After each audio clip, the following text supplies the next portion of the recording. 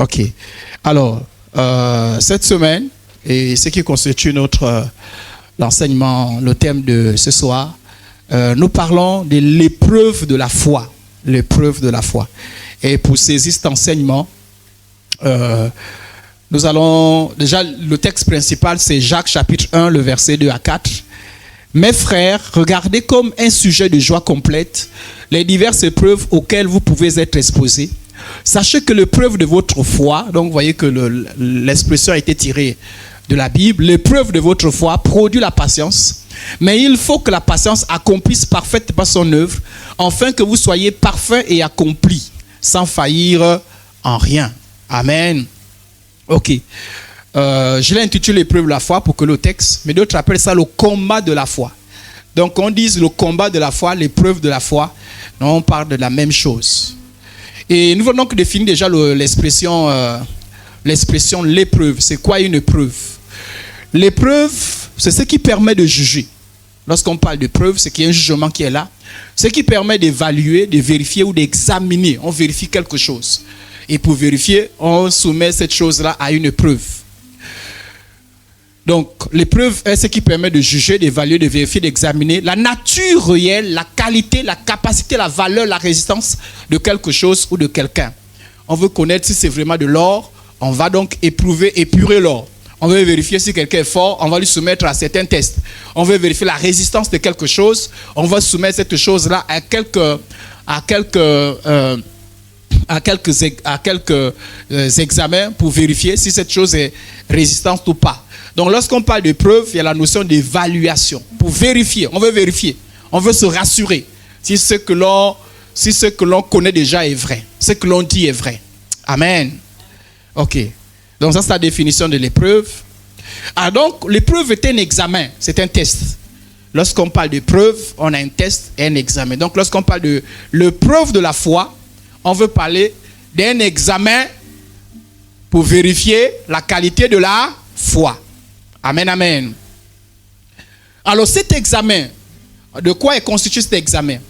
Généralement, l'épreuve est constituée des difficultés. C'est-à-dire que l'examen peut être un problème, peut être une difficulté, peut être une souffrance, une douleur physique, morale, spirituelle.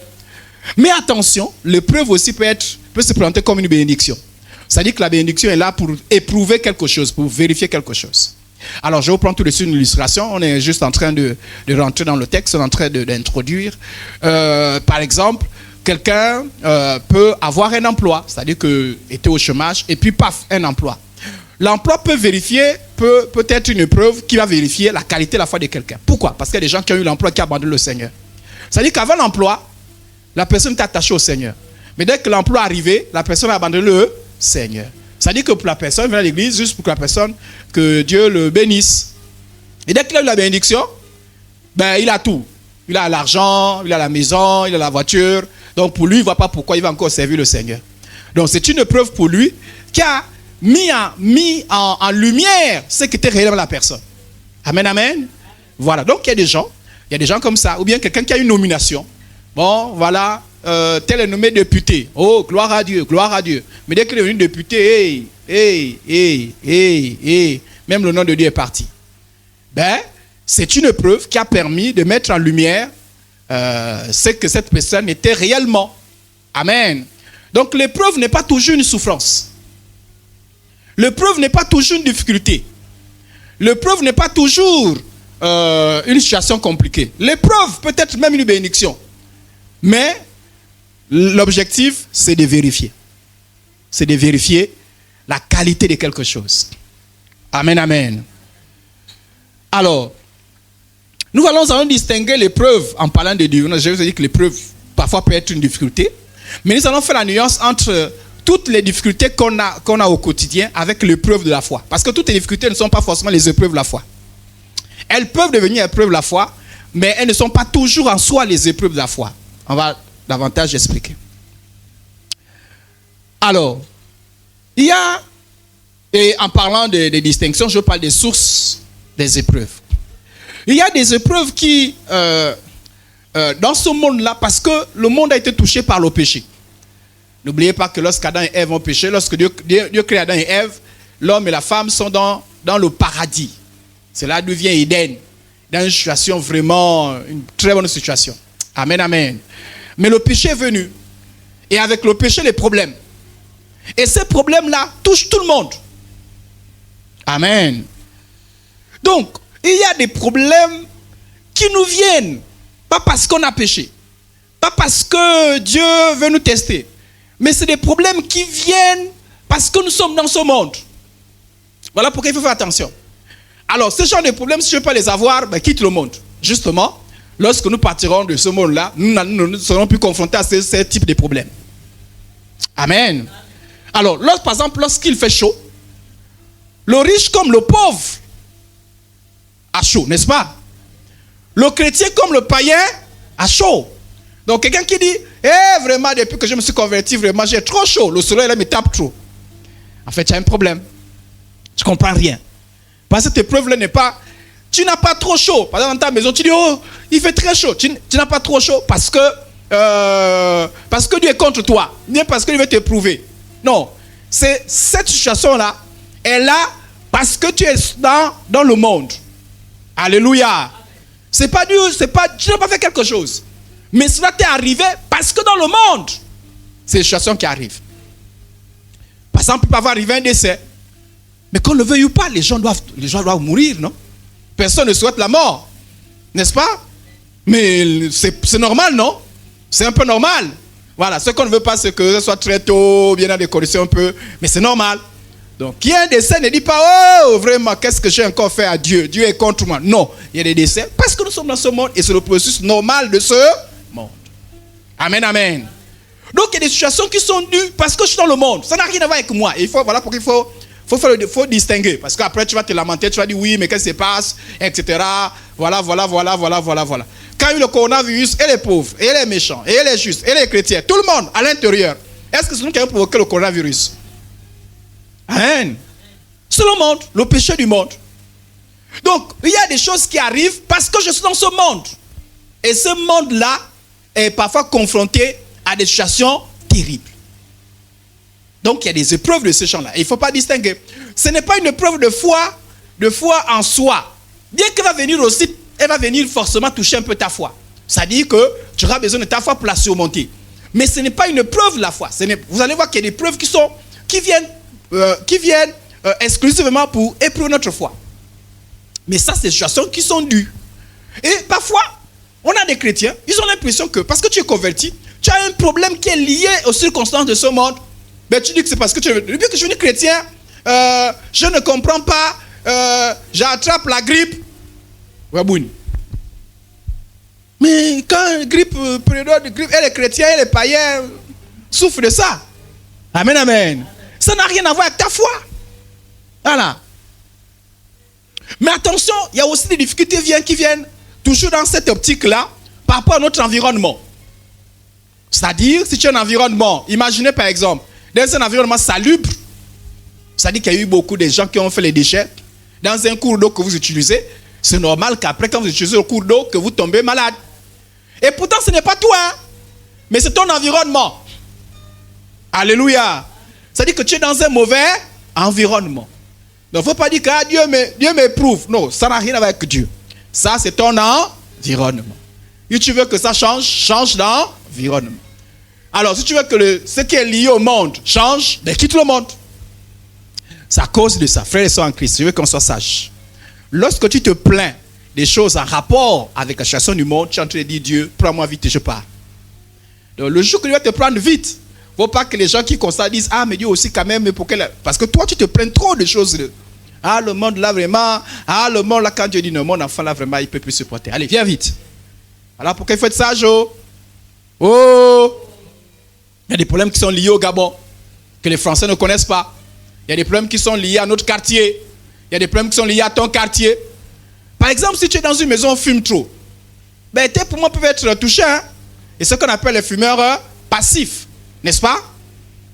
Donc, tu as été touché. Pas parce que tu as fumé. Mais parce que tu as été dans un mauvais milieu. On a compris? Forcément, pour faire face à ça, tu auras besoin de la foi. Mais ce n'est pas d'abord ça l'épreuve de la foi. On a compris? Amen, amen. Donc, si moi je veux résoudre, je serai un peu intelligent pour soigner mon environnement. Soigner mon environnement. Oh, j'ai trop le palu, mais vraiment, Dieu me veut quoi? Ou bien les sorciers. C'est pas, ça, c'est lié à ton environnement. Il y a trop les moustiques. Oui, trop de moustiques. Parce qu'il y a trop de moustiques. Le païen, le chrétien risque d'attraper le palu. On est d'accord? Ça n'a rien à voir avec le chrétien. Pas parce que tu es chrétien que ça t'est arrivé. Non, non. Pas parce que tu as beaucoup péché. Celui qui pêche beaucoup, comme celui qui ne pêche jamais. Tu es dans un milieu, les moustiques, mais tu peux être confronté au palu. Ça, c'est quand ça vient sur une douleur, mais ce n'est pas réellement ça l'épreuve la foi. Amen, amen. Alors, ça c'est premièrement. Deuxièmement, regardez par exemple, j'ai pris le cas de Lot. Lot dans un milieu où les gens, la Bible dit, et s'il a délivré le juste Lot, profondément attristé la conduite de ces hommes, sans frein dans leur dissolution, car ce juste qui habite au milieu d'eux tourmentait journellement son âme, juste à cause de ce qu'il voyait et entendait de leur œuvre criminelle. C'est-à-dire que Job était dans un milieu où les gens étaient homosexuels, où les gens buvaient. Et quand il voyait ça, ça le troublait. Amen. Donc lui, il souffrait pas parce que c'est lui qui faisait le péché. Lui, il souffrait parce que le milieu était mauvais. Mais réfléchissez un peu. Comment Dieu a fait pour le sortir de là? Il a fait comment? Pour le délivrer, il a fait comment? Il a enlevé de cet endroit, non? N'est-ce pas? Amen, amen. Dieu l'a retiré cet endroit. Dieu a dit, oh, tu souffres. Alors, je vais te retirer cet endroit. Il y a des problèmes que nous savions parce que nous sommes dans le mauvais endroit. Ah oui, oui, oui. Si tu es dans un quartier beaucoup les bars, tu peux avoir les bars, mais va là où il n'y a pas les bars. N'est-ce pas, non? Que quand tu vas là-bas, tu chantes trop les musiques païennes. Change. Voilà pourquoi j'ai dit que si on se plaint trop des choses qui sont dans ce monde-là, tu es en train de dire, Dieu, prends-moi vite, prends-moi vite, prends-moi vite. Ah, pourquoi le soleil? Pourquoi il y a telle chose? Tu es en train de dire, Dieu, parce qu'il y a des choses où Dieu, pour te délivrer, il te sort du milieu. Mais tu es en train de dire, sors-moi du monde. Amen, amen. Ok. Il y a aussi les problèmes qu'on a, pas à cause du monde, pas à cause du milieu, mais qui sont la conséquence de notre péché. Amen, amen. Parce qu'on va voir tout à l'heure que Dieu peut éprouver son enfant. Mais là, ce n'est pas Dieu qui t'éprouve. Là, c'est la conséquence de ton péché. Tu as péché, voilà la conséquence. J'ai volé, on m'a attrapé, on m'a tapé, et j'ai perdu 2 doigts, parce que tellement ils étaient en colère. Ne dis pas Dieu est où, mais Dieu, comment Dieu peut permettre ça? Non, Waboni. Oh, frère et soeur, c'est comment? Non, Dieu m'éprouve. Dieu ne t'éprouve pas. Ça, c'est les conséquences de ton péché. Amen, amen. Ah oui, parce qu'il y a souvent des gens, vous les regardez, et vous vous dites, ça dit que quelqu'un il te dit, non, vous voyez Dieu en train de m'éprouver. Oh. Tu as volé, on t'a cassé 2 doigts. Dieu t'éprouve comment? Oh non. Ou bien quand c'est pas, on n'accuse pas Dieu, on dit, le diable m'attaque. Non. C'est vrai que le diable fait le mal, mais là, 2 doigts, tout le monde sait que c'est parce que tu as volé. Donc, ce qui t'arrive n'est pas l'épreuve de la foi. Ce sont les conséquences de ton péché. Mais nous, on prend ça, on amène chez Dieu. Dieu, tu me fais souffrir. Mais parfois, les païens sont dans ces histoires-là. Hein. Dieu, je t'ai fait quoi? Mais mon frère, tu as attrapé une tumeur de poumon. Il y en a certains qui attrapent ça sans fumer. Toi, tu fumais 5 bâtons de cigarettes par jour. Maintenant que tu as une tumeur de poumon, ne dis pas, vous me voyez là, je suis éprouvé. Dieu m'éprouve. Mais là, ce n'est pas l'épreuve. Là, c'est les conséquences de ton péché. Et sois humble aussi quand tu viens chez Dieu. Sois humble même en train de prier. Amen, amen. Dis, j'ai péché, voilà les conséquences. Amen, amen. Voilà. Si tu attrapes le sida, c'est les conséquences. Le péché. Donc attention. Il ne faut pas mettre ça. Oh, je suis éprouvé. Parce qu'on a dit que l'épreuve peut être une difficulté. Mais quand c'est le conséquence de ton péché, ce n'est pas une épreuve. C'est vrai, ça va embêter ta foi. Parce que si tu as une tumeur, tu auras besoin de la foi pour surmonter ça. N'est-ce pas? Soit pour dire Dieu, guéris-moi s'il te plaît. Soit pour surmonter ça. Parce que ça va t'embêter. Mais reconnais d'abord que c'est les conséquences de ton péché. Amen, amen. Si tu as été paresseux, et que tu n'as pas le travail, c'est-à-dire tu es paresseux. Tout ce qu'on te propose, même quand tu commences, tu arrêtes. On te dit, viens laver les assiettes. Tu as commencé, tu as vu les assiettes, tu as laissé les assiettes sales. Au bout de 4 jours, après ça dit, libère. Tu dis, voyez l'épreuve. Je n'arrive pas trop au travail. Quand je trouve mes chasses, je suis éprouvé. Frère, sœur, tu mens. Tu n'es pas éprouvé. Ça, c'est le fruit de ta paresse. Oh, j'ai échoué à l'examen. Ce n'est pas vrai. Ce n'est pas vrai. Tu n'as pas échoué. C'est le fruit de ton péché. Donc, il faut faire la distinction. Il faut distinguer les choses. Alléluia. Mais attention, je voudrais vous expliquer aussi un autre point. L'autre point, c'est lequel? Et je veux qu'on soit sage. Pourquoi j'ai voulu commencer dessus? Parce que l'attitude vis-à-vis de ces choses-là dépend de la source. Parfois, nous avons commis le péché dans notre passé. Est-ce qu'on a compris? C'est-à-dire, dans mon passé, j'ai commis des péchés. Et je me suis converti. Et je porte encore les conséquences de ce péché. Mais attention, ne vient pas dire que c'est une épreuve. Non, non, non, non, non. Ce n'est pas une épreuve en soi. Elle va éprouver ta foi, parce que tu auras besoin de la foi. D'accord? Tu auras besoin de la foi pour résoudre ça, n'est-ce pas? Mais sois au moins humble. Pourquoi je dis ça? Parce qu'il y a des gens qui sont souvent, c'est-à-dire que vis-à-vis des conséquences de leur péché, disent, pourquoi Dieu me fait ça? Non, non, non, non. Non, non. Ce n'est pas Dieu qui te fait ça. Ça, c'est la conséquence de ton péché. Dis, j'ai péché. Seigneur, j'ai besoin de toi. C'est une attitude humble. Alléluia. Amen, amen. C'est important, hein? C'est important. C'est important. Parce qu'il y a des gens qui viennent, qui sont même fâchés contre Dieu. Mon frère, tu as péché. Tu as attrapé le sida. C'est dans ton passé. Quand tu viens, tu dis, Seigneur, s'il te plaît, guéris-moi. Je t'en supplie. Alléluia. Mais dis pas oui, moi je ne comprends pas. Je suis né. Dieu m'a envoyé sur la terre pour souffrir. Je suis sûr. Je suis sûr. Non, c'est l'arrogance. Amen, amen. Non, il faut distinguer ça. Parce que c'est connu, c'est un principe. Tout péché a une conséquence. Ton péché, la Bible dit, sache que votre péché vous a... Bon, il y a des moments où tu n'étais pas au courant. Il y a des moments où tu es informé. Et ce qui m'inquiète, c'est quand les chrétiens sont informés. On t'a informé, frère, sœur, ne fais pas ça. Tu pars. Tu es pas comme le païen. Toi, tu as reçu l'information. Tu pars, ton péché t'atteint. Boum! Tu dis, frère et sœur, on te disait ne vole pas. Toi, tu voles au travail. Tu voles l'essence. On t'a pensé, boum! Priez pour moi.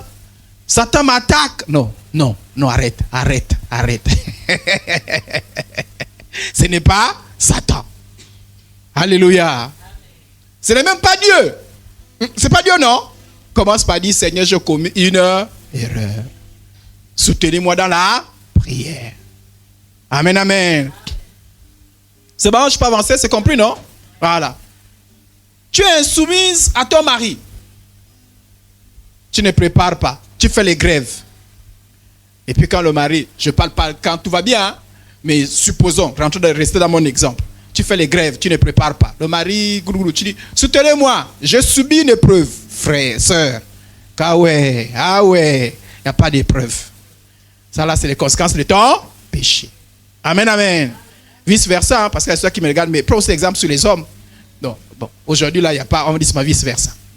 Amen. Ok. Donc attention. Et c'est là où la Bible dit, pourquoi l'homme vivant se plaindrait-il que chacun se plaigne de ses propres péchés? Là, j'ai jamais vu quelqu'un qui se plaint. Mais vous savez que ce qui lui arrive, c'est dû au péché. Et pas, on n'a jamais vu des gens comme ça là. C'est-à-dire, il se plaint. Et il accuse même Dieu. Mais vous savez que ce qui lui arrive, c'est dû au péché. C'est dû au péché. Tu as pris le mari de quelqu'un. Et là-bas, tu as eu des problèmes. Soutenez-moi, frère et sœurs en Christ. On te soutient comment? Comment? D'abord, tu es orgueilleux. Tu es orgueilleuse. Repends-toi d'abord. Alléluia. Alléluia. Repends-toi d'abord. Mais tu te plais. Dieu, pourquoi Dieu? Pourquoi Dieu? Et puis parfois, bon, il y a des gens qui sont courageux pour exhorter de telles personnes. Parfois, j'ai du mal à exhorter. Reconnais d'abord que c'est le conséquence de ton péché. Ça fait 7 semaines que tu ne vas pas au travail. On t'a renvoyé, frères et sœurs. Et il reste ça. Quand un frère comme ça, là, vous le faites asseoir d'abord. Non, toi, tu as un problème. Il y a une vis qui ne va pas bien dans ta foi, là. Ça se passe. Il y a quelque chose qui cloche. Tu as fait 7 semaines, tu n'es pas au travail. Elle dit que même moi, ton chef, je te l'ai renvoyé. Alléluia. Ah non, tu viens travailler chez moi 7 semaines, tu ne viens pas, moi je te renvoie. Non, sérieusement. Non, je te renvoie. Non, sérieusement. Il n'a pas dit que c'est l'épreuve de la foi. Regardez par exemple. On est ensemble? Regardez par exemple ce qui est arrivé à David.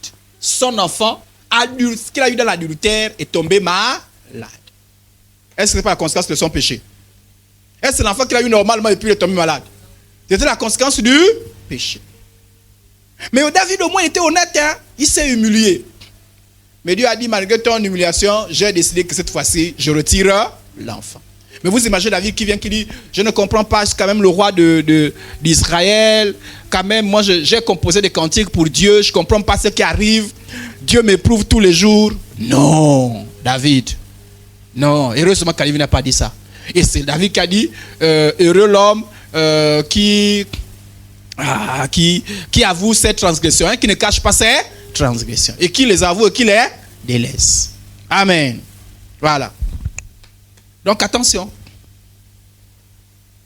Alors, c'est les conséquences. Lorsque les épreuves sont, c'est-à-dire que la difficulté que tu as est due au péché, mais le diable aussi profite là.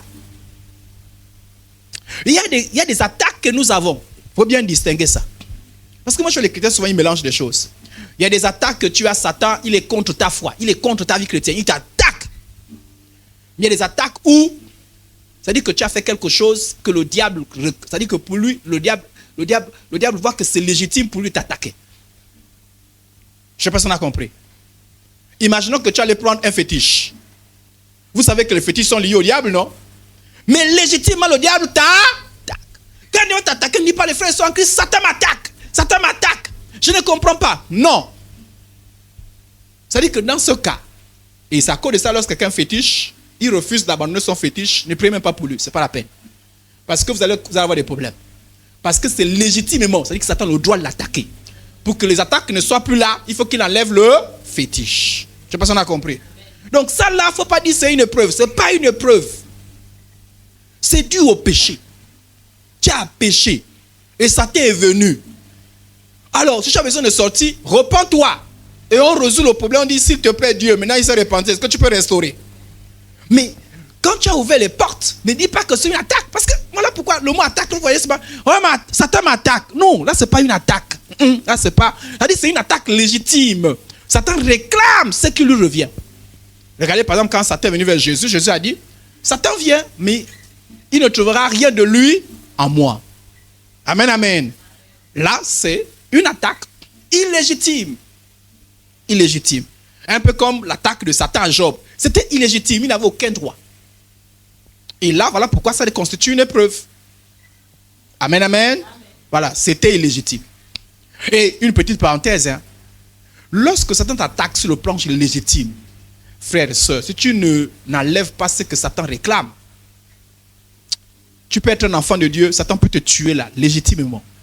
Parce que tu as pris ce qui lui appartient.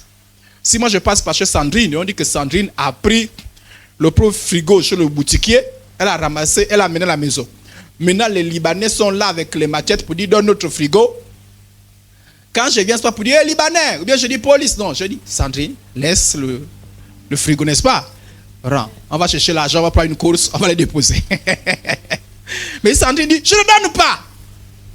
Pardon, même si tu aimes beaucoup Sandrine, quitte là. Vous voyez, tu n'as jamais raison. Amen, amen. Ah, Sandrine, même si je t'aime beaucoup, je ne vais pas te soutenir. Hein, parce que là, tu as tort. N'est-ce pas? Voilà. Mais si tu as raison, on va bousculer parce que même quand les policiers vont arriver, non. Sandrine, c'est toi. Oui, j'ai acheté. Ah, alors, c'est pour elle. Amen, amen. Ok. Alors, attention, il y a aussi des difficultés qui nous arrivent qui ne sont pas les épreuves. On est toujours en train de comprendre l'épreuve, non? Il y a des difficultés qui nous arrivent, c'est la discipline de Dieu. C'est-à-dire que là, ce n'est même pas Satan, c'est Dieu lui-même qui te châtie parce que tu as été désobéissant. Là, ce n'est pas une épreuve. Hein? Là, c'est la correction de Dieu. Dieu te corrige. Ce n'est pas une épreuve. Ce n'est pas une épreuve, c'est la correction de Dieu. Ça peut constituer l'épreuve parce que je vous ai dit que face à tous les problèmes, on a besoin de la foi, n'est-ce pas? la foi va forcément être sollicitée. Mais ce n'est pas une épreuve, la foi en tant que telle. Là, tu as été désobéissant et Dieu lui te châtie. Il prend la chicotte. Il te tape. Si, je ne sais pas, Prince, hein, mon frère Kevin, Prince a, je ne sais pas, a bousé ton téléphone, expressément. Et que j'arrive à entrer et taper Prince, c'est pas que Prince se dise, non, Pasteur Iris, je souffre ici, là. On m'éprouve tous les jours. Prince, c'est pas, on ne t'éprouve pas. En fait, tu es un bandit. Faut demander pardon à papa. Va demander pardon à papa. Et j'ai commis une erreur. Mais ne te vois pas comme une victime. Ne fais pas, non, mais je ne comprends pas, je souffre dans cette maison-là. Je subis. Et pourtant, non, tu connais le pourquoi. Amen. Oh, les enfants, les jeunes. Parfois, il y a des gens, oh, les parents sont durs. Oh, ils ont raison. C'est dur là, ils ont raison. Amen. Parfois, si Dieu est gamin dur avec nous, comme petit conseil, il faut fuir le châtiment de Dieu. Parce que quand Dieu te reprend, même les prières là, quand Dieu a dit pendant 2 semaines, je te reprends. Les prières là, il va dire oui, c'est bon, j'ai compris. Elle ne va pas se perdre, il ne va pas se perdre. Mais j'ai décidé quand même un peu de lui montrer que moi, je ne blague pas. Amen. Alors, c'est quoi l'épreuve de la foi finalement? L'épreuve de la foi, regardez ce texte-là. L'apôtre Paul fait cette distinction entre les souffrances qui sont dues à des conséquences négatives et des souffrances qui représentent en soi une épreuve de foi. Que nul de vous, en effet, ne souffre comme meurtrier ou voleur ou malfaiteur ou comme s'ingérant dans les affaires d'autrui. Oh, c'est qui est bien dans les affaires d'autrui là. On dit, si tu dois souffrir, ne souffre pas parce que tu as volé, tu as fait, ou bien tu allais parler des choses d'autrui. Ça ne te concerne pas. Alors, Marco, je suis passé là-haut, j'ai vu. On dit que c'est ton mari, hein. Il était un peu... C'est pas ton mari. Il était habillé comment? Ah ouais, c'est toi.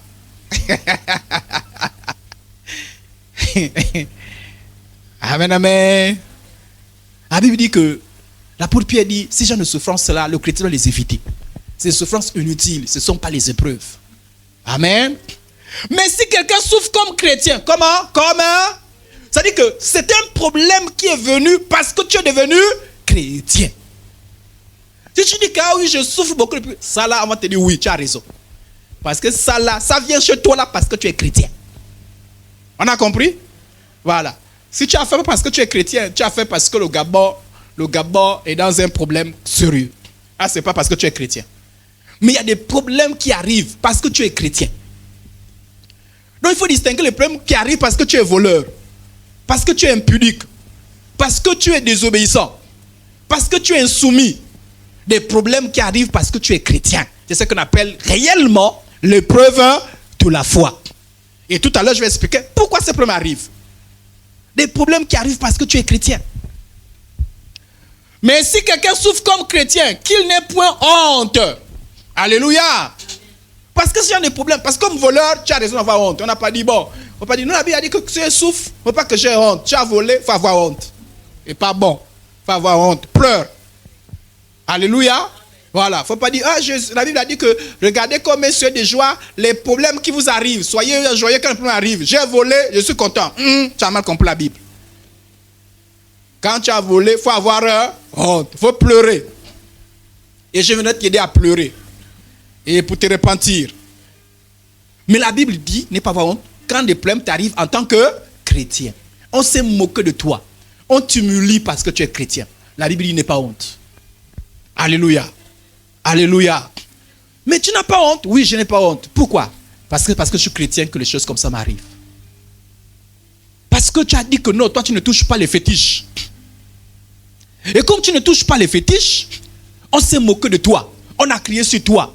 On a dit fais le mourouli. Vous connaissez le mourouli, non? Comment?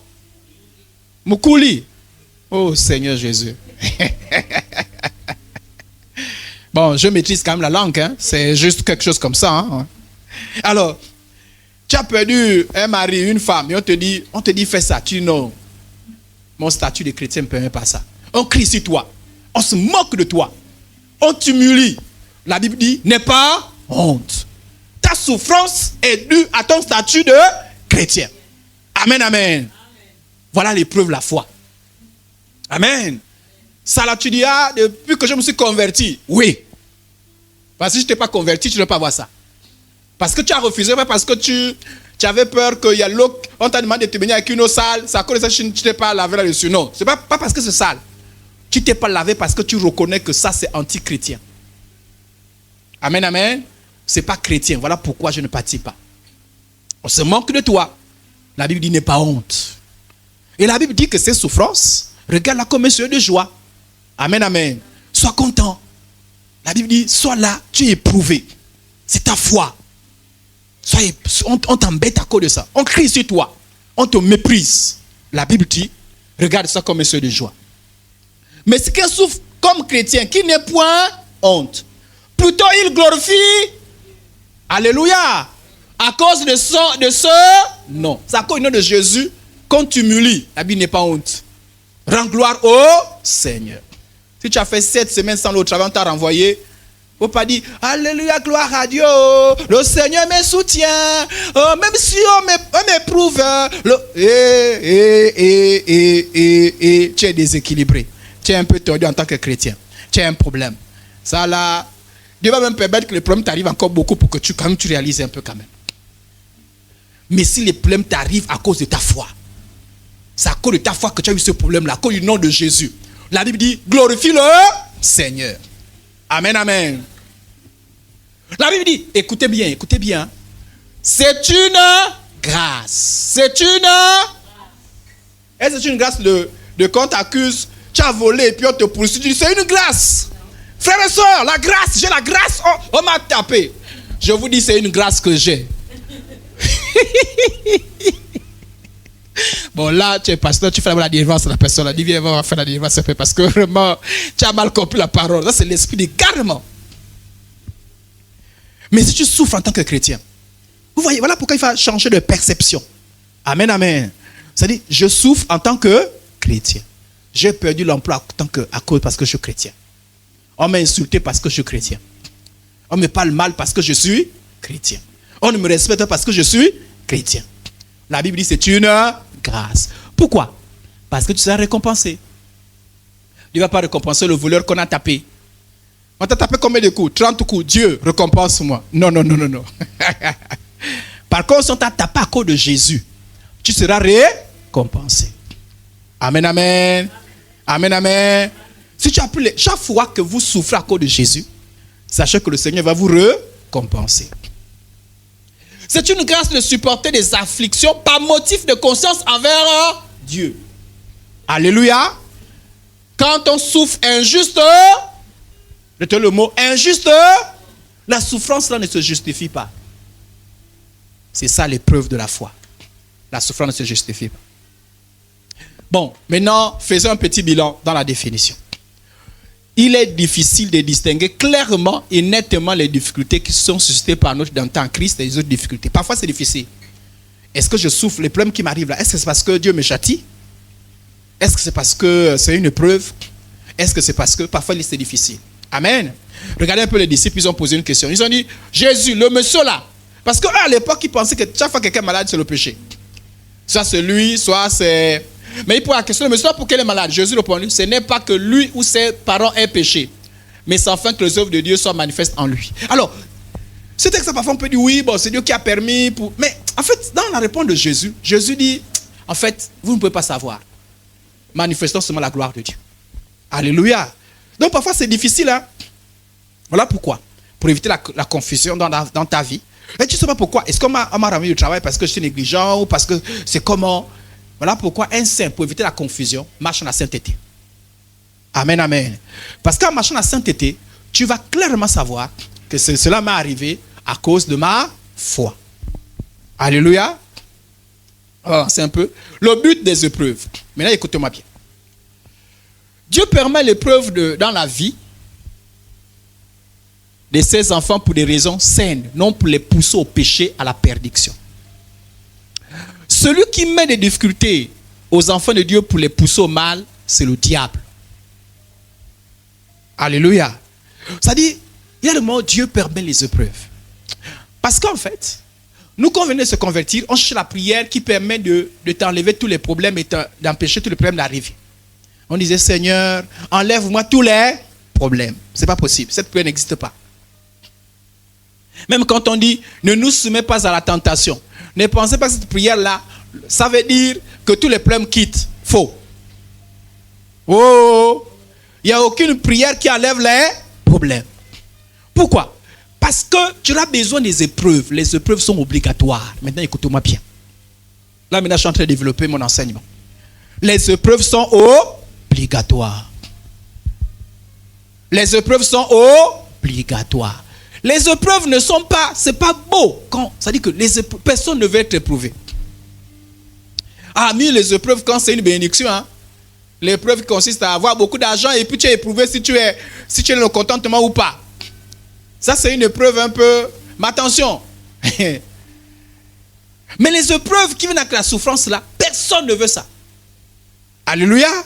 Je demande, qui va avoir une épreuve demain? On prie pour lui. Est-ce que je vais les mains levées? Oh! Bon, je vais essayer. Hein. Qui va avoir une épreuve demain? On fait la prière. Personne ne veut avoir les épreuves. Alors, je n'aimerais pas vous choquer. Sauf si Jésus est arrivé demain. Sauf si Jésus vous appelle demain. Mais n'oubliez pas, si vous n'avez pas des épreuves, sachez que vous allez avoir des épreuves. C'est obligatoire. Maintenant, je vous explique pourquoi. Je vous explique pourquoi. Mais attention, l'épreuve, ce que je vais faire comprendre, c'est que l'épreuve, ce n'est pas comme la tentation. C'est ça la nuance. C'est vrai, parfois dans la Bible, le mot épreuve est employé à la place de tentation. Le mot tentation est employé à la place d'épreuve. Mais il y a une nuance. La tentation, la Bible dit que Dieu ne tente personne. Il ne faut jamais dire Dieu me tente. C'est mal parlé. Non, non. Dieu m'éprouve. Parce que la tentation vise le mal. C'est-à-dire que je veux faire quelque chose pour que tu fasses le mal. Or, lorsque Dieu t'éprouve, c'est pour notre objectif qu'on va voir. C'est bon, on a compris? Donc, l'épreuve ne vise pas le mal.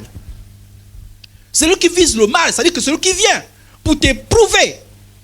Regardez quand vous avez un entretien d'emploi, d'embauche.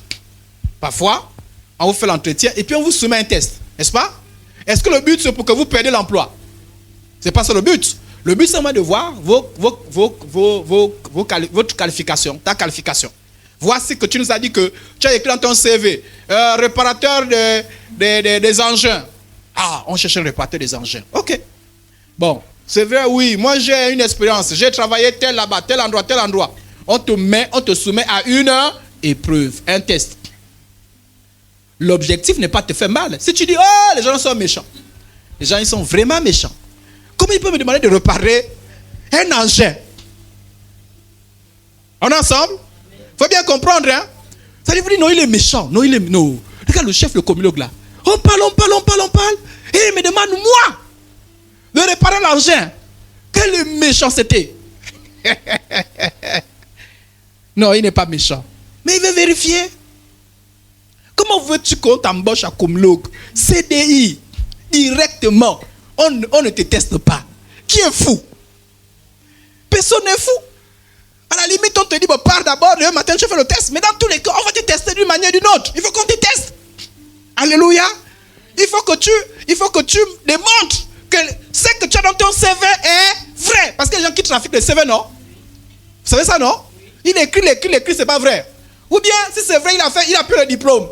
Ou bien, il n'a pas suivi la formation. Il manquait et puis il a quand même eu le diplôme. Mais on te met à l'épreuve. Tu as réussi l'épreuve, tu passes. Tu as l'emploi. Tu ne réussis pas. Donc, quelqu'un part chercher l'emploi en disant, je cherche un emploi, mais je refuse qu'on m'évalue.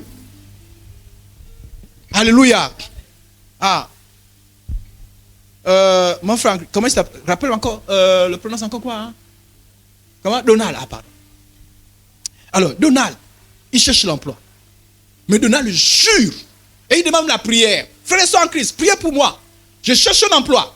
Mais je ne veux pas me soumettre à quelconque test. Mais je cherche l'emploi. Donald, tu connais faire quoi? Non, moi, dans mes études, j'ai appris à réparer les engins. Mais je veux, à la limite, j'accepte un entretien d'embauche. Mais m'évaluer, non. Je vais déterminer un CDI sans évaluation. Frères et sœurs en Christ, priez pour moi. Vous allez prier. Oh, vous allez prier. Vous imaginez Madame Makita qui est là. Oh Seigneur, nous prions. Donald, donne le travail à Donald. Mais permets qu'on ne le soumette à aucune évaluation. Vous imaginez que le chef, c'est gestionnaire. Même si c'est le pasteur, il sait que priez bien. Je suis le pasteur. En même temps, chef à Commuloc. Mais je vais éprouver Donald.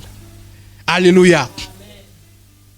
Donc, vous imaginez un chrétien qui dit qu'il ne va jamais être éprouvé. C'est une folie. Oh! C'est une folie. Vous ne pouvez pas être chrétien sans être éprouvé. On comprend un peu? C'est dur, hein, les épreuves. Mais ça fait partie de la vie. La vie normale. Tu ne peux pas faire l'école et puis on te dit bac. Tu dis non, je n'ai pas fait le bac. Non, non, vous me voyez là, non. J'ai la phobie du bac. Là, on va prier pour que la phobie parte. C'est-à-dire que tu as la phobie du bac, non? J'ai peur, j'ai peur. On va prier pour que la peur parte, pour que tu partes faire le bac. Oh! L'épreuve est inévitable. Alors, pourquoi l'épreuve? Je vous ai dit, c'est Satan. Hein? Satan, lui, il te tente. La Bible dit, afin que l'épreuve de votre foi, l'épreuve de quoi? Et la Bible qualifie l'épreuve de la foi, on dit, plus précieuse que l'or. Toi, quand tu vois l'épreuve, tu vois la souffrance. Amen, amen. Amen, amen. Voilà pourquoi il nous faut changer la perception que nous avons de l'épreuve. C'est-à-dire que toi, quand tu vois l'épreuve, tu vois déjà la souffrance. Mais Dieu ne voit pas l'épreuve comme une souffrance. Dieu voit l'épreuve comme quelque chose de bien. Ah, c'est comme nous les enseignants. Hein? C'est normal qu'à un moment donné, on évalue les enfants. Mais quand tu dis devoir, certains te détestent. Pourquoi tu as fait le devoir? Mais je dis bonus. Ouais. Bon, on ne pourra plus faire le devoir ce trimestre-là. J'accorde 10 à chaque personne. Et je sais ce que les élèves aiment. On va corriger les devoirs. On va corriger les cahiers. Oui. Quand bien même c'est une forme d'épreuve, mais c'est trop facile ça. C'est trop facile. C'est trop facile. Nous, quand on ne évalue, sauf pour les mauvais enseignants, on ne vise pas le mal. On vise à vérifier ton niveau. Pour voir si tu passes en classe supérieure ou à te faire... Parce que les enfants pensent que reprendre une classe est forcément une mauvaise décision. Certes, c'est pas il faut avancer.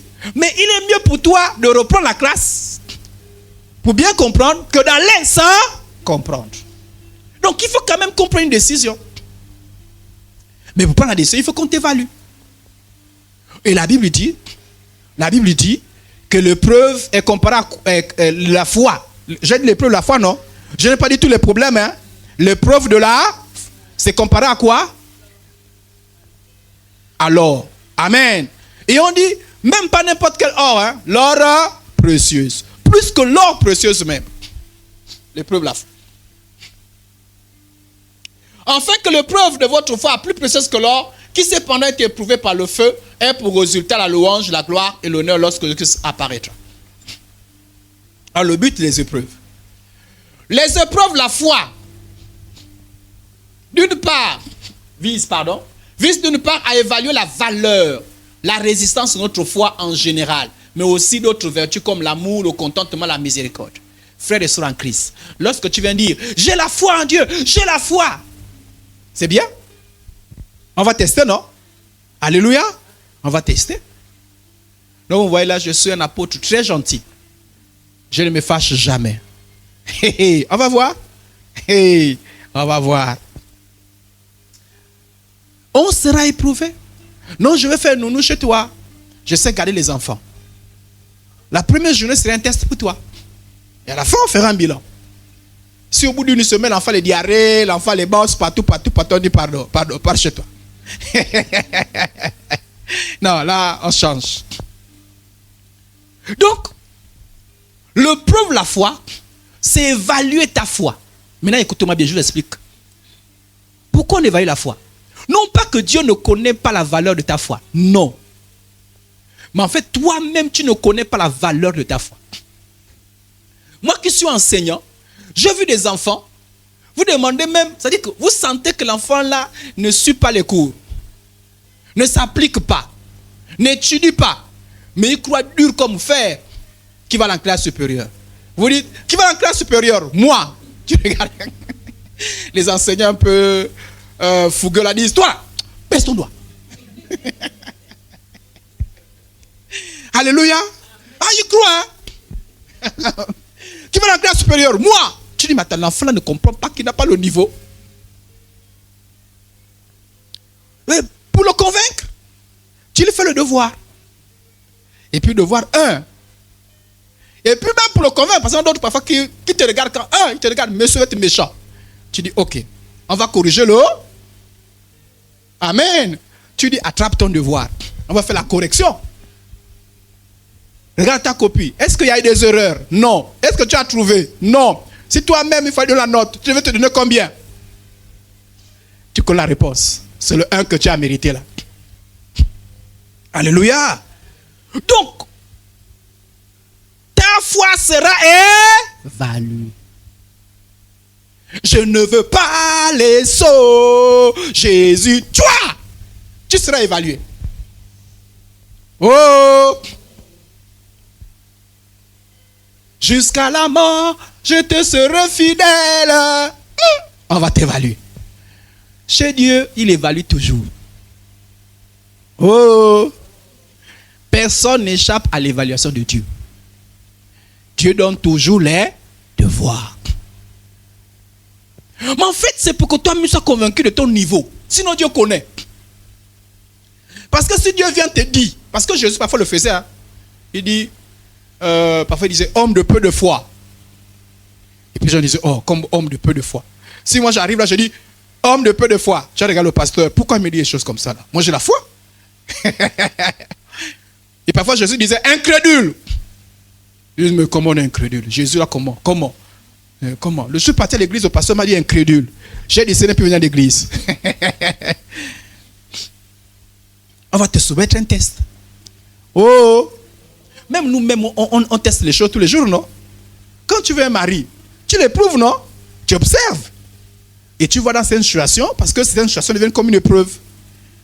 Oh, j'étais malade, je l'ai appelé, je lui ai dit, mon fiancé, je suis... Et il a fait 6 jours avant de me voir. Toi, tu commences à être inquiet. Maman! Mais lui, là, il ne va jamais veiller sur moi demain. Vous voyez, non? Parce que j'ai envie de te rassurer. Même nous, les chrétiens, parfois, on a envie de savoir. On veut donner une responsabilité à quelqu'un. On a envie de savoir si tu es digne de cette responsabilité. Amen, amen. Donc, Dieu va t'évaluer pour que toi-même tu sois conscient. Et je vous dis, parfois Dieu nous a évalués, on a échoué. Et nous-mêmes on a pris conscience. Là, on est devenu humble. Parfois tu as pensé que tu es arrivé. Et Dieu t'a mis le test, tu es tombé. C'est là maintenant, oh, Seigneur, ta grâce. Oui, avant tu ne disais pas la grâce. Avant tu pensais que tu es arrivé. Alléluia. Voilà pourquoi respecter les chrétiens qui ont déjà subi beaucoup les tests. Hein. Ah, c'est là où intervient comment on appelle l'expérience. Ah oui, les vieux chrétiens ont beaucoup de tests. Hein.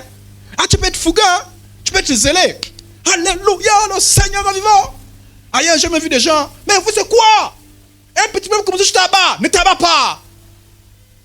Quand les problèmes arrivent, tu chantes. Ne t'abats pas, mon âme, le Seigneur. Mon frère, tu parles là, tu n'as pas encore toi aussi. Toi-même qui parles là, tu n'as pas encore eu les épreuves. Ah, il y a beaucoup de zélés. La foi! Quand la tempête se soulève, soyez ferme. Jésus dans ton bateau, Jésus dans ta vie, la tempête se soulève. C'est toi qui as dit comme ça. Et puis les gens te regardent et disent, wow, quelle foi. Non, c'est la théorie. Il a la théorie, elle a la théorie. Moi, je t'attends quand la tempête va se soulever. C'est là où je saurai. Amen, amen. Oui, parce que quand la tempête se soulevait, il y a beaucoup de chrétiens qui sont tombés. Parfois même les pasteurs, on est confondus. Oh.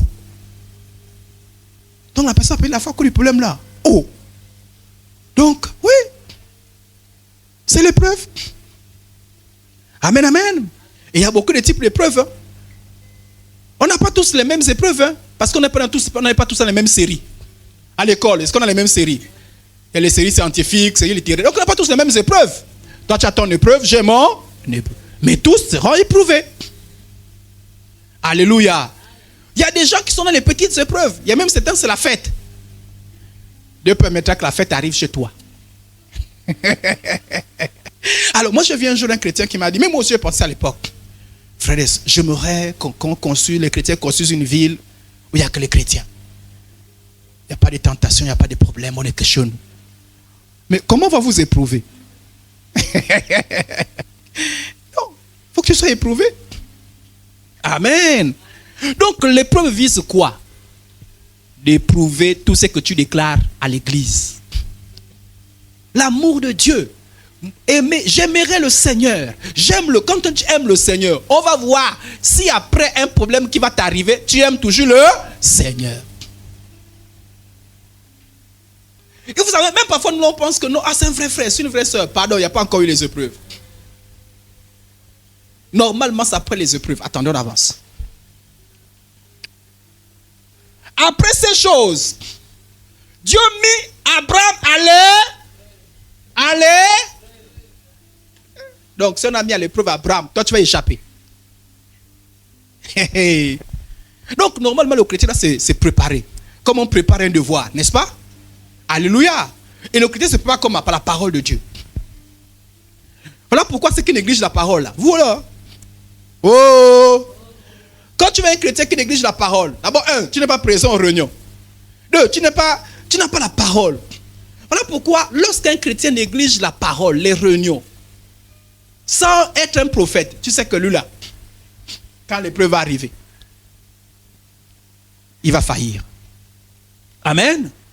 Est-ce que vous avez besoin d'un prophète pour voir un enfant qui ne va jamais à l'école, qui n'étudie jamais, et voir que l'enfant là va échouer dans sa vie? Vous avez besoin d'un prophète?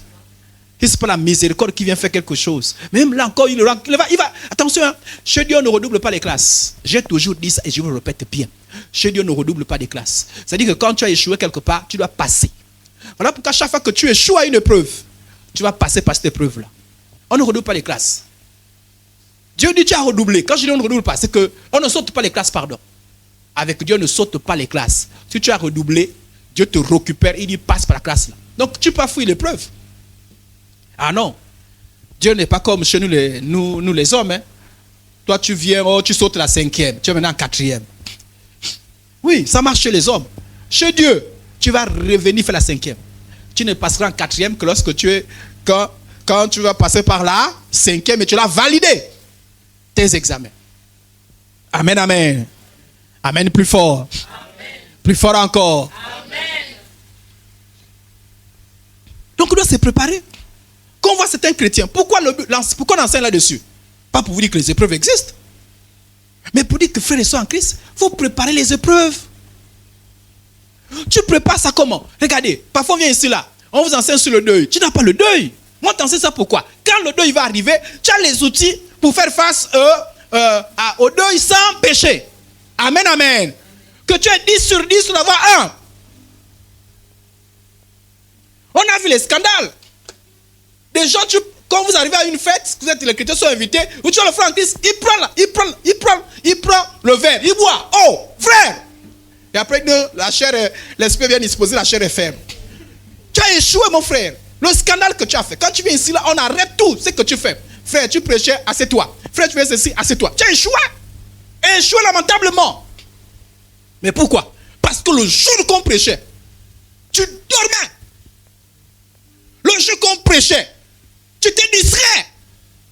Le jour qu'on priait, tu ne priais pas. Jésus a dit, veillez et priez pour ne pas tomber en tentation. Alléluia. Voilà pourquoi tous ces chrétiens qui sont négligents là, qui pensent qu'ils sont arrivés, tu vas échouer. Et Dieu a mal au cœur quand un chrétien échoue. Donc, Dieu était avec Abraham. Et Dieu va mettre Abraham à l'épreuve. Il est important pour le chrétien de faire les devoirs. Je vous dis la vérité. Parce que tôt ou tard, tu seras éprouvé. Et un chrétien qui prend au sérieux son parcours scolaire fait ses devoirs. Si tu veux être un chrétien inébranlable, tu ne dis pas c'est quand même moi. Non, tu fais tes devoirs. Tes devoirs, c'est quoi? La parole, la prière. Voilà pourquoi Jésus a dit, regardez, il y a quelqu'un qui faisait pas ses devoirs. C'était Pierre. Jésus l'amène à un endroit où l'entraînement. Il dit, prie Pierre. On dit, Pierre prie, il ne prie pas. On dit, va prier pendant 1 heure. Jésus prie, se met un peu, lui dort. Il dit, veillez et priez. Quand on est venu, et puis quand Jésus vient, Jésus dit, Pierre, tu as me renié. Pierre dit non. Pierre dit non, quand même. Tu me connais. C'est quand même moi. Un peu comme ces élèves prétentieux. Non, j'aurai le bac, j'aurai ceci. On te dit, tu n'étudies pas. Jésus dit, tu as échoué. Il y a des choses, on n'a pas besoin d'être prophète. Tu sais que le chrétien, il va tomber. En fait, il est encore là bien parce qu'il n'y a pas de problème. Il y a des gens qui sont chrétiens parce qu'il n'y a pas de problème. Je vous dis la vérité. Voilà pourquoi quand on va venir le problème, on a peur. Il y a des gens qui sont chrétiens parce qu'ils n'ont pas quoi la vacances. Mais quand les vacances, vous dites, Seigneur, ça c'est un devoir qui arrive. Vous sentez que les vacances sont pour lui un devoir. Alléluia. Non, il y en a certains, les vacances ne sont plus un devoir. Ils ont dépassé ça depuis. Ils sont plus à ce niveau. Mais pour certains, les vacances sont un devoir. Et tu l'as préparé. Voilà pourquoi on est ici là. Les vacances, quand vous partez, vous faites ceci. Et quand il part en vacances, il revient en lambeau. Il faut le récupérer. Il faut le laver. Tellement, même là, parfois, certains n'arrivent même plus à récupérer. Certains tombent. Il faut faire les devoirs. Donc, Dieu mis Abraham à... Tu seras éprouvé. Et même nous, les pasteurs, on n'aime pas quand nos membres sont éprouvés parce qu'on a peur. Oui. Moi, j'ai enseigné les 5e année. Quand les examens arrivent, mais tu te dis, et pourtant, c'est vous les enseignants, mais vous vous dites, est-ce qu'il va avoir la moyenne? Un vrai enseignant se préoccupe de ses élèves. Donc les pasteurs se préoccupent. Est-ce qu'ils vont réussir le devoir là? Est-ce qu'ils vont réussir? Est-ce qu'ils vont réussir pendant les vacances? Est-ce que pendant les fêtes, ils vont réussir? Est-ce que pendant le malheur, ils vont réussir? Quand vient la maladie, est-ce qu'ils vont réussir? Quand vient le chômage, est-ce qu'ils vont réussir? Quand vient un problème, est-ce qu'ils vont réussir? Parce que Dieu aussi veut savoir. Mais en fait, Dieu connaît. Dieu te connaît. Mais Dieu veut que toi-même, tu sois conscient. Mais les prétentieux, c'est qui les chrétiens prétentieux? On dit, viens prier. Dis, je ne prie pas. Je vais réussir. Comment tu ne pries pas? Tu sais que tu seras éprouvé. Frère et soeur en Christ, sache que la vie de tous les jours, tu seras éprouvé. Quand une épreuve arrive à l'autre, prépare-toi aussi. Peut-être pas le même niveau d'épreuve. Hein. Chacun de nous a ses épreuves. Voilà pourquoi il ne faut pas critiquer ceux qui échouent. Hein. Va les relever. Parce que toi, vous savez, il y a des gens qui sont bien. Et les gens souvent, vous allez voir les gens qui vont vous dire, je suis doux. Pas parce que tu es doux parce qu'on ne t'a jamais embêté. Quand arrive frère, sœur, alléluia. Non frère, je suis doux. Et puis un jour tu arrives, le pasteur te dit, vraiment, sœur, je t'embête un peu. Hein. Ça c'était là. C'est quoi? J'ai demandé 20 000, tu m'as mis 5 000. Et puis sœur, c'est le pasteur. Tu connais, mon père c'est tel, ma mère c'est tel. Tu sais qui je suis? Je vais te démontrer qui je suis. Si tu sors d'ici vivant, tu connais qui je suis. Et puis on regarde, elle avait témoigné cela qu'elle est douce. Bon là, même si ta soeur a échoué, il ne faut pas rappeler à la soeur qu'elle a échoué. Parce que tu vois que si tu rappelles là, Idriss va échapper, ça va tomber sur toi. Alléluia. Dis, je prépare mes devoirs. Alléluia. Alléluia.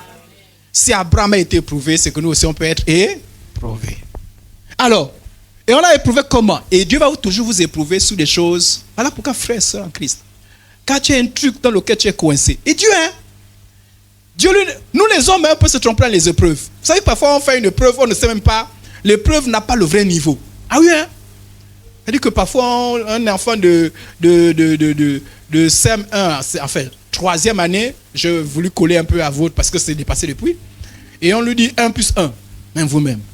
1 plus 1, 3e année, il va te dire vite 2. Et puis quand tu as le devoir 1 plus 1, tout le monde sait que c'est un devoir donné. Dieu ne fait pas le devoir donné. Tu donnes le devoir sur ton vrai niveau. Ne t'en fais pas, il ne va pas donner le niveau, il ne va pas donner le devoir que... voilà pourquoi on dit, quand les épreuves viennent, il ne doit pas surpasser. Il ne doit pas te surpasser. Voilà pourquoi, plus le devoir est grand, plus tu prends conscience de ton niveau. Amen. Si tu vois Dieu te prouve fort, c'est que tu as un gros niveau. Amen. Ah ouais. Donc, Dieu donne toujours le vrai niveau. Et Dieu vient toujours là où tu es. Là où le devoir de Dieu tombe toujours juste. Ah ouais, hein? le devoir de Dieu tombe toujours juste. Tu ne vas jamais accuser Dieu, mais je n'ai jamais fait la leçon là. Il avait donné la leçon. Peut-être que j'étais distrait. Le devoir de Dieu tombe toujours juste. Et Dieu a dit à Abraham, tu jetais trop l'enfant. Tu t'es trop attaché à l'enfant. Je t'ai donné l'enfant. Maintenant, prends l'enfant, va le sacrifier. Abraham, à l'époque, ça se faisait. Ça se faisait dans les... En fait, c'était des pratiques occultes, mauvaises. Abraham n'avait pas la Bible comme la Bible que non, Dieu ne tue pas, Dieu n'aime pas le crime. Non, c'est Dieu qui lui parlait. Mais Dieu veut voir.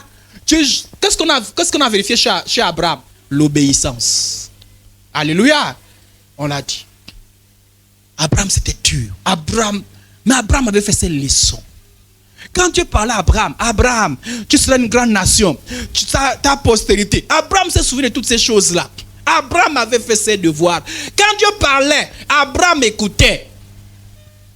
Ne me dis pas que, oui, quand Dieu me parlait, je vais écouter. Non, Dieu te parle tous les jours par la Bible. C'est-à-dire, quand tu fermes la Bible, tu es en train de dire Dieu ne me parle pas. Quand tu ouvres la Bible, tu es en train d'écouter Dieu. Quand Dieu parlait à Abraham, Abraham écoutait. Abraham faisait ses prières, ses louanges, quand la tentation arrivait. Qui a arrêté Abraham? C'est Dieu lui-même.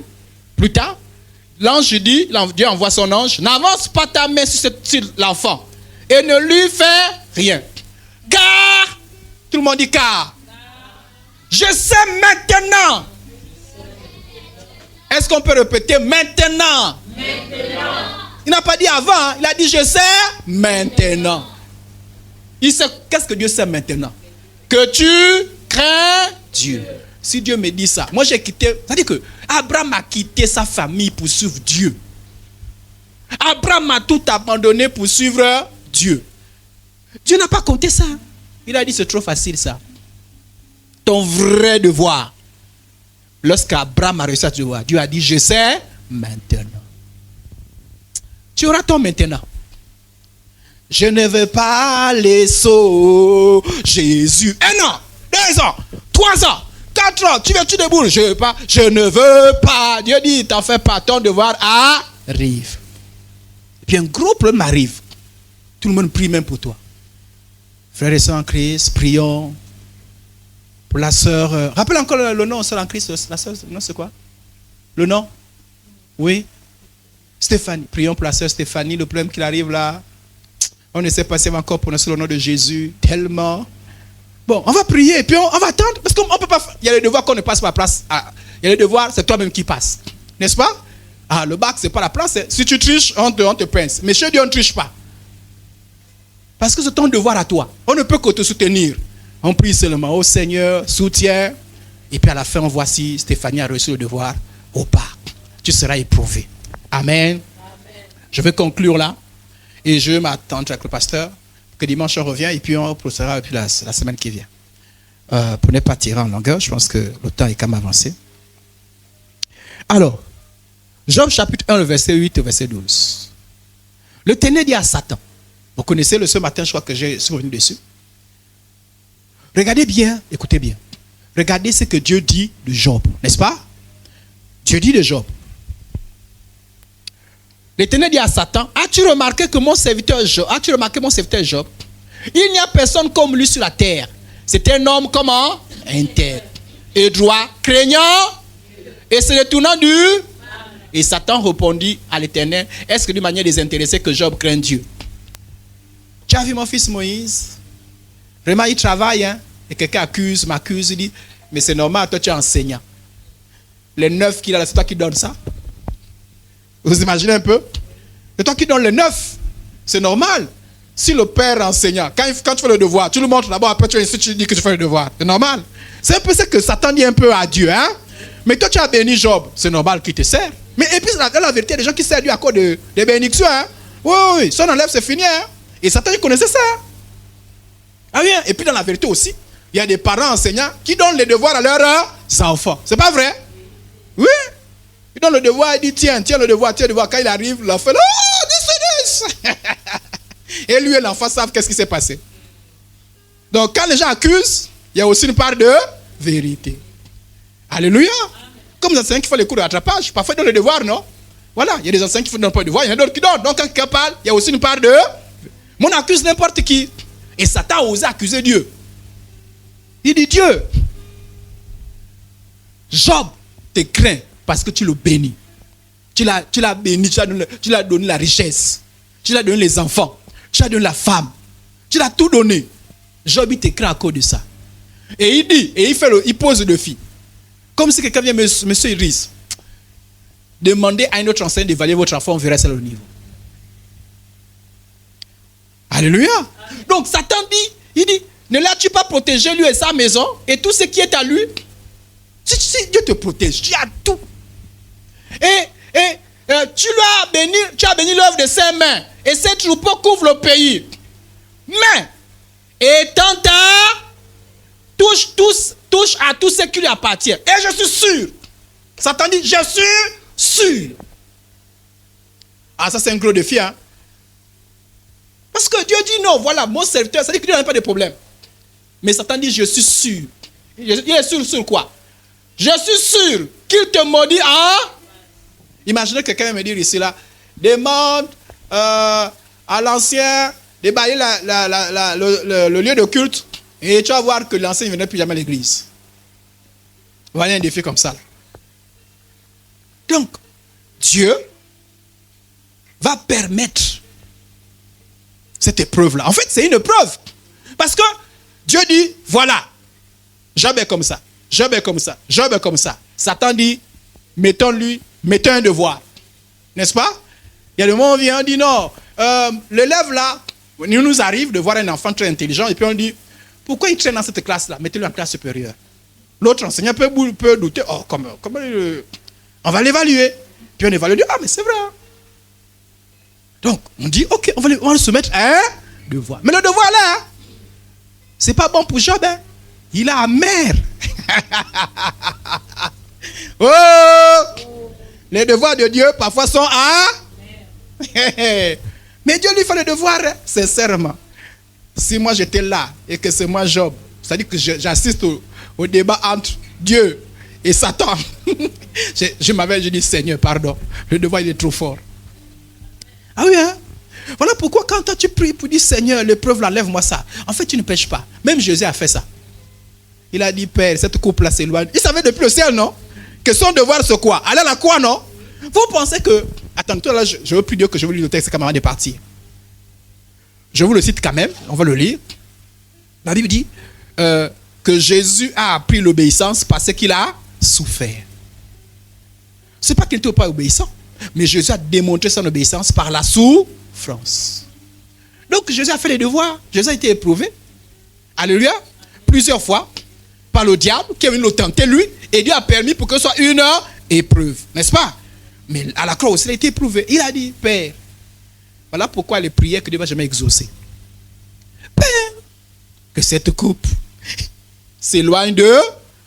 Et Jésus il a fait plus que nous. Hein. Nous on pleure. Jésus, ça s'est transformé en... C'est les gens des problèmes que tu pries, Dieu dit, tu vas faire le devoir.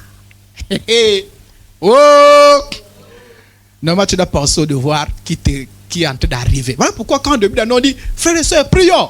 Mon frère, il faut prier. Tu ne connais pas le devoir que tu as au début de l'année. Voilà pourquoi le devoir des enfants insensés. Hein? Des enfants insensés. Voilà pourquoi, quand vous avez des pasteurs, faites-leur confiance. On te dit, mon frère, fais le devoir. Parfois, même les audios là. Vous négligez les audios. Hein? Parfois, une parole de l'audio. C'est un cours qu'on t'a donné pour un devoir qui va arriver. Il y a quelqu'un qui m'a dit un jour que, bon, lui, il avait échoué. On l'avait exhorté. C'est-à-dire que quelqu'un l'a exhorté, venu. Non, quand on te provoque, ne réponds jamais. Voilà. Le lendemain matin, provocation au travail, il s'est bagarré. On a demandé une lettre d'explication. Quand il est venu me faire le compte rendu. Et pourtant, m'avait exhorté. À la veille, comme si on savait. Oui. Parce que Dieu, il est bon. Il ne va jamais t'évaluer sans te faire le cours. Mais tu te disais quand il te faisait les cours. Il y a des moments, l'audio là. Toi, tu écoutes seulement. Le pasteur Jésus qui est en train de parler. Tu es en train de faire tes choses. Amen. J'ai écouté l'audio. Toi, tu viens d'écouter là. Il y avait le cours. Chez les jeunes, on appelle ça la doc. Il y avait la doc là. Tu as raté là. Mais oh, c'est venu de voir. Et pourtant, hier, quand j'ai ouvert le livre, j'ai vu ça. Mais je n'ai pas étudié. Oui, tu n'as pas étudié. Oh. Donc, et Satan, et qui était chargé de faire le devoir? Satan.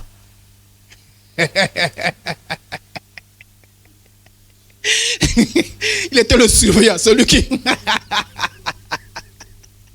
Il allait faire un devoir à Job. Et d'une manière violente. Il a pris tout ce qui appartient à Job. Et quand il revient au chapitre 2, et après le devoir, il réapparaît encore auprès de Dieu. Et Dieu lui dit toujours. Voilà pourquoi, frères et sœurs en Christ, ne maudissez jamais Dieu. Ne dites jamais Dieu est méchant. Il n'y avait pas de méchanceté à l'intérieur. Parce que l'épreuve, c'est un principe. C'est un principe normal. On éprouve toujours. Amen, amen. Donc, Dieu ne peut pas te dire que si Dieu, pour que tu ne passes pas les épreuves, on t'amène au ciel. Amen. Tous ceux qui ne veulent pas être éprouvés là, allez déjà au ciel. C'est-à-dire quand on va à la maison, Seigneur, je vais rentrer au ciel. Sur la terre, il y a tous les devoirs. Au ciel, il n'y aura plus de devoirs. Vous savez ça, non? Amen. Ah, je vous informe, hein? Au ciel, il n'y aura plus de devoirs. Il n'y a aucun devoir au ciel. Donc, toi qui fuis toujours les devoirs là, sache que tu es en train de dire, Dieu, prends-moi. Voilà pourquoi, frères et sœurs en Christ, et ça, je vous dis la vérité. Et ça, je le dis sincèrement, et j'ai appris ça de Dieu. Il y a des gens qui vont précipitamment au ciel parce qu'ils ne veulent pas les devoirs. Et c'est la vérité, je vous dis clairement, il va comme ça. C'est-à-dire, vous sentez votre esprit que telle personne est partie au ciel, pas au bon moment. Oui, c'est vrai. La personne est sauvée, mais elle est précipitamment. Parce qu'elle ne pouvait plus faire les devoirs. Elle n'était plus disposée. Donc, même quand toi tu pries, Dieu dit fais le devoir. Mais quand tu insistes. Vous savez qui, dans la Bible, il y en a un. Élie. On l'a dit fais le devoir. Non, il a fait un premier devoir. Il a reçu les témoins de Baal. Il a réussi. Dieu dit non, c'est pas fini. Tu as encore d'autres devoirs. Il a dit non. Je suis resté seul. Tous les autres ont échoué. Et Dieu même l'informe. Il dit non. C'est pas tout. Il y a 700 personnes qui n'ont pas échoué. Il dit prends-moi. Dieu l'a pris. Et puis Dieu a pris quelqu'un d'autre. Parce qu'il y avait encore d'autres devoirs. Alléluia. Amen, amen. Alors, regardez. L'Éternel dit à Satan, as-tu remarqué mon serviteur Job? C'est notre discours, hein. Là, c'est notre foi, ce n'est pas la même foi. Il n'y a personne comme lui sur la terre. C'est un homme comment? Et craignant et se détournant du... Oh, j'aimerais que Dieu dise ça de moi, hein, vraiment. Ah, c'est un bon élève. Ah, il y a des élèves dont on parle toujours. Non, c'est un très bon élève. Assidu, respectueux, attentif, voilà. Mais ça, c'est toi qui as... C'est toi. Au bac, on va vérifier ça. Alléluia. Il demeure ferme. Ah, il ajoute. Il demeure comment? Dans son air. Et Dieu reprimande Satan. Il dit, et tu m'excites à le prendre, à le perdre sans motif. Parce qu'en fait, Dieu a discerné que Satan, au-delà de l'épreuve, veut qu'on détruise Job. Voilà pourquoi l'épreuve ne vient pas pour te détruire. Dieu avait vu ça. Il dit, toi tu m'excites. Et Satan réplique aussi. Un jour, je vous parlerai d'une dimension d'intercession. Parce que quand vous comprenez ce qui se passe souvent sur le plan spirituel, vous savez aussi prier. Et parfois, les chrétiens sans intelligence commencent à dire des choses qui parfois... Donc ici, il y a des moments, une dimension d'intégration. C'est une histoire de légitimité. Et il faut savoir. C'est comme quand un avocat doit plaider, deux avocats. Et là, il y a une plaidoirie qui est là. Et il y a un accusateur. Et Satan répondit à l'Éternel. Lui, Satan, il est farouche, il accuse. Et il dit, peau pour peau. Tout ce que possède un homme, il donne pour sa vie. Qu'est-ce que dit Satan? Satan dit, le devoir était trop facile pour Job. Alléluia. Satan dit, le devoir était trop facile pour Job. Il dit, un homme quand il a danger, il te demande sa voiture, il va donner sa voiture. Il est prêt à tout donner. Ce qu'il veut, c'est sauver sa vie. C'est un devoir trop facile. Et Dieu dit, mais le devoir que je te donne, je te dis là, Dieu, si tu fais le devoir là, je suis sûr que ton type là, il va te maudire. Et Satan propose le devoir. Mais tant touche à ses os. Il dit, tout ce que tu as fait là, il a perdu ses enfants, non? Ses moutons, non? Est-ce que ça l'a touché? Non. Il y a aussi des chrétiens, ils ont des petits devoirs. Et ils sont là, alléluia, gloire à Dieu. Mais il y a un devoir là qui l'attend. On dit, touche à ses os et à sa chair. Et Satan dit, et je suis sûr qu'il te maudit en... Il dit ça là. L'autre devoir est un devoir facile. Le devoir là, il te maudit en face. L'Éternel dit à Satan, voici, je te le livre, épargne sa vie. Dimanche, par la grâce de Dieu, je veux expliquer que quand nous sommes éprouvés, Dieu met toujours les limites. Voilà pourquoi ne maudissez jamais Dieu. Voilà pourquoi dans l'épreuve, loue le Seigneur. Amen. Et Dieu met une limite. Il dit, Satan, jusque-là, je ne permettrai pas. Amen, amen. Alors, je n'ai pas mis la suite. Et là, Satan va toucher Job, sa santé. Vous connaissez la fin du devoir, non? Est-ce que Job a réussi à son devoir? Job a réussi à son devoir. Bref. Mais ça a coûté beaucoup, hein? Ah oui, dans la vie, là, il y a beaucoup de choses parfois qui viennent de côté. Notre foi, voilà pourquoi on dit, notre foi a plus de valeur que quoi? L'or. Amen. Ah oui, hein? La foi, la valeur. Voilà pourquoi Satan attaque notre foi. Et pour terminer, frères et sœurs en Christ, je ne vais pas trop m'attarder. Il y a des qualités que vous n'aurez qu'en passant par l'épreuve. Vous ne pouvez pas dire que cette qualité-là, si vous n'êtes jamais passé par l'épreuve. Ces qualités sont quoi? La patience, la persévérance, l'endurance. C'est-à-dire, Dieu veut voir ces qualités dans la vie du chrétien. Mais vous ne pouvez jamais les avoir sans passer par l'épreuve. Vous n'aurez jamais le diplôme du bac sans passer par l'épreuve. Alléluia. Tous ceux qui ont le diplôme, sauf les voleurs, sauf les tricheurs, mais tout ce qui est le diplôme, c'est la preuve qu'ils sont passés par un examen. Alléluia. Par un test. Donc, frères et sœurs en Christ, quand tu veux être un chrétien accompli, on est sorti, je veux le Seigneur pour ce thème. On est sorti, on a des chrétiens consacrés. Et tu veux être un chrétien consacré de valeurs. La Bible appelle ça les disciples accomplis. Les disciples accomplis. Hein, dans Éphésiens chapitre 4, verset 11, on dit, il a cité les prophètes et docteurs pour que nous soyons, il y a une expression là que j'oublie. Mais pour le perfectionnement des saints. Autrement dit, que des saints qui sont rendus parfaits. On ne peut perfectionner les saints qu'au travers des épreuves. Est-ce qu'on me comprend? Donc, en réalité, frères et sœurs en Christ, en concluant cette partie de l'enseignement, nous avons besoin des chrétiens qui sont endurants. Où les vents et les tempêtes viennent, mais tu es quand même là. C'est la preuve que les chrétiens réussissent à leur devoir. Alléluia. Ça fait toujours mal de voir un chrétien qui passe par un devoir. Quand tu perds un parent, c'est un devoir. Quand tu perds le travail, c'est un devoir. Quand tu es accusé, c'est un devoir. Quand la maladie arrive, c'est un devoir. Mais les pasteurs, nous sommes, qu'on se réjouit de savoir que dans ce devoir-là, tu vas réussir. On ne veut pas que ce devoir arrive dans ta vie. On ne le souhaite pas. Parfois, on prie même pour que Seigneur, mais Dieu dit seulement pour lui de passer le devoir. On peut faire autrement. Mais quelle grâce. Le célibat peut être un devoir pour toi. Il y a des situations qui sont des devoirs. Même des situations parfois qui sont causées par nos problèmes. Mais à un moment donné, Dieu formule ça maintenant en forme de devoir. Ça va éprouver ta foi. Parce que la foi, c'est pas souvent les belles déclarations. La foi, c'est pas l'agitation que nous avons. La foi, c'est ce ferme attachement que tu as malgré les problèmes. Alléluia. Donc parfois la foi est silencieuse. Hein? C'est-à-dire que malgré les problèmes, tu es là. C'est ça la foi. La foi n'est même pas... La foi, c'est pas l'exaucement. Il ne faut pas confondre la foi avec l'exaucement. La foi conduit à l'exaucement. Je vous ai expliqué ce qu'il y a des gens qui reçoivent les miracles sans la foi. Oui. Si je m'ai à prier et Dieu a accompli le miracle dans ta vie, peut-être que je n'ai pas la foi. N'est-ce pas? Dieu a guéri seulement la prière qu'on a formulée, non? Mais la foi, elle reste ferme. J'ai ce problème, mais j'ai confiance en Dieu. J'ai ce problème, toujours au nom de Dieu. J'ai ce problème, mais je sers Dieu. J'ai ce problème, je suis attaché à Dieu. J'ai ce problème, je suis toujours zélé. J'ai ce problème, je suis toujours intègre. J'ai ce problème, je ne maudis pas Dieu. J'ai ce problème, toujours. Tu es en train de réussir ton devoir. Alléluia. Tu es en train de réussir ton devoir. Mais combien de gens échouent au devoir? On les voyait. On les a mis de les responsabilités. On les a baptisés. On a fait les devoirs. Vous savez, il y a des gens qui échouent, on les relève. Il y en a d'autres qui échouent, ils partent pour de bon. Ils ont échoué. Ils ont échoué. Et ça fait mal au cœur. Hein?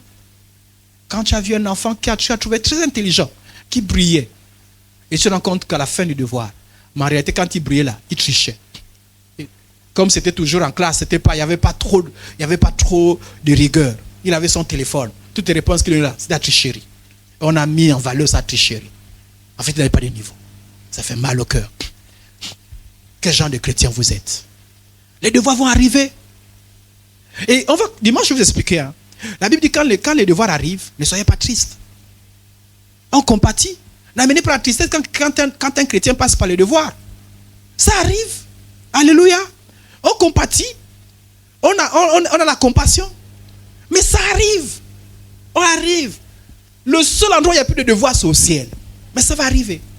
Alléluia. Réussir à tes devoirs. Vous ne pouvez pas avancer avec le Seigneur sans passer par d'autres devoirs. On ne triche pas avec Dieu. Si tu triches, Dieu, ça dit que ton devoir, j'ai déjà vu quand j'étais, ça n'existe plus, mais à l'époque, quand j'étais à l'école primaire, on venait chercher les élèves, on les rétrogradait. En début d'année, le directeur vient. Il voit les premières évaluations. On te prend, j'ai vu ça quand moi j'étais sur le banc de l'école, on te prend. Et parfois se moquer des élèves qui subissaient ça. Toi, tu es au CM2, oui, tu reviens au CM1. Pas se rendre compte. Et même pendant que je suis enseignant, il y a des enfants qui trafiquent le bulletin. Ils quittent une école, ils viennent à une autre. On vient le prendre. Tu n'es pas en 4e année, ton vrai niveau, 3e année. On a appelé ton école. Soit tu quittes l'école, soit tu repars en 4e année. Donc, toi qui triches, tu es en 5e année. Ton vrai niveau, c'est 2e année. Quand le devoir va venir, tu vas chuter. Voilà pourquoi, quand le devoir arrive, passe correctement les devoirs. Qui sont ceux qui trichent? Tu es malade, tu vas chez un ganga, tu es en train de tricher. Et tu viens ici, tu fais comme si tu n'avais pas triché. Tu as des trucs bizarres, tu es en train de tricher. Un jour, Dieu va permettre que tu ne triches plus. Et tout le monde saura que tu n'as pas fait tes devoirs. Les pasteurs qui vont faire la sorcellerie, venir l'onction, ça tricherie. Mais pourquoi ils trichent? Parce qu'ils n'ont pas le vrai niveau. Ils ne connaissent pas le Seigneur. Alléluia. Ils n'ont pas fait le devoir. Et ils mentent à tout le monde qu'ils sont arrivés à un niveau. Ils ont le diplôme, ils n'ont pas le diplôme. La preuve, c'est qu'ils sont dans la tricherie. J'ai écouté l'histoire d'un monsieur. Il est devenu médecin avec la tricherie. Il a triché jusqu'à se faire. Mais comme on a su que le monsieur là, quand même, il avait des problèmes. Et il jure qu'il opère les gens. Et sur beaucoup de gens qu'il a opérés, beaucoup sont morts. Les gens disent, posez-nous un peu les questions. Comment? C'est vrai qu'il y a des incidents. Mais là, il tue beaucoup de gens. Alléluia. Et quand on a vérifié, il n'a jamais eu son diplôme. Jamais. Il y a des pasteurs qui opèrent et qui tuent. Il n'a jamais eu son diplôme. Il vous gêne avec les fétiches. Il n'a jamais appris la foi. Dès qu'il a son petit problème, il va faire ses propres fétiches. Pour vous avoir ici, il triche aussi. Et toi, est-ce que tu vas tricher? Ou bien tu abandonnes l'école? Il y a des gens qui abandonnent l'école. Hein? Abandonner, c'est trop dur. Est-ce que tu abandonnes la foi? Soyez des personnes qui réussissent. Au nom de Jésus. Amen, amen. Ok.